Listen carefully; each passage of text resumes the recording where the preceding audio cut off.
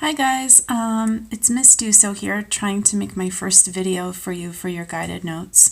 I want to thank you guys for being so patient and apologize for how low tech this is.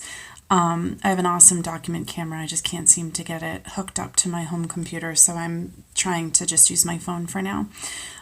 So this video's to go with the 7.4 guided notes, which comes after the section on cube roots, which hopefully you guys did in class that last Friday before school was out when you had the sub. And if not, hopefully you got caught up with that section over the last couple weeks while you've been at home. If not, please do that as soon as you can. There is a video on Google Classroom that goes with the guided notes that you have in your packet. So to get started with this section, this is again 7.4 rational numbers. And these notes here say, recall that a rational number, so rational, we should think ratio or fraction. A rational number is any number that can be written as a over b, where a and b are both integers and b is not 0. So that really is just a fancy way of saying that rational numbers can be written as fractions. So when we convert any fraction to a decimal, it's either going to end, and the fancy word for end is terminate, or it's going to repeat.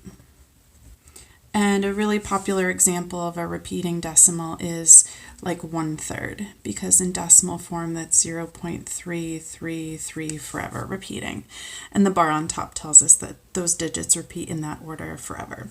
So here's some examples of terminating decimals. We should all know that 0.25 is 1/4 as a fraction. You could always write these as fractions by dividing by, for example, here 0.736 is in the thousandths place, so that would be 736 thousandths. And that would reduce as well because these are both even numbers. But just to get a sense of where do you start with that.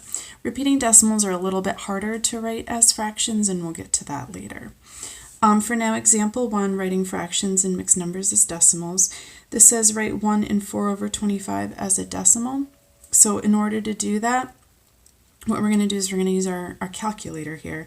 And I'm going to, I know that 1 is 1, so 1 point. I'm going to take my calculator and I'm going to do 4 divided by 25. And I get 0.16. So 1.16 is the same as 1 and 4/25 as a decimal. So that is a terminating decimal. And I can tell because in my calculator, those digits did not go on forever.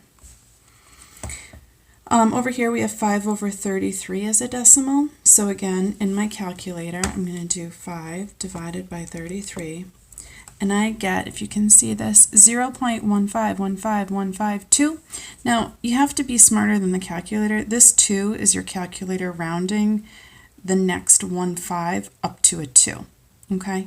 So we're going to ignore that, and we're going to recognize that this is 0.15 with the 1/5 repeating.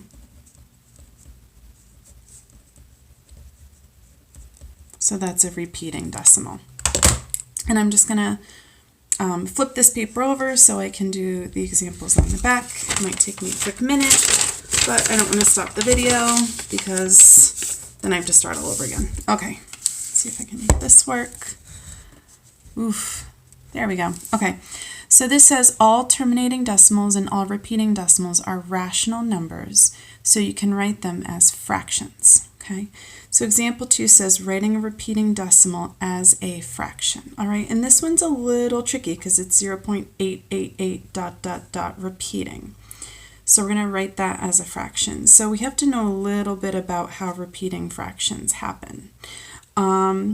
So I might actually, pause here and make that a separate video just so that I can show you the corresponding example in the book, which I do not have in this room right now. So I'll stop the video here, it's just shy of 5 minutes, and then I'll start a new video that's got the rest of the examples from this section.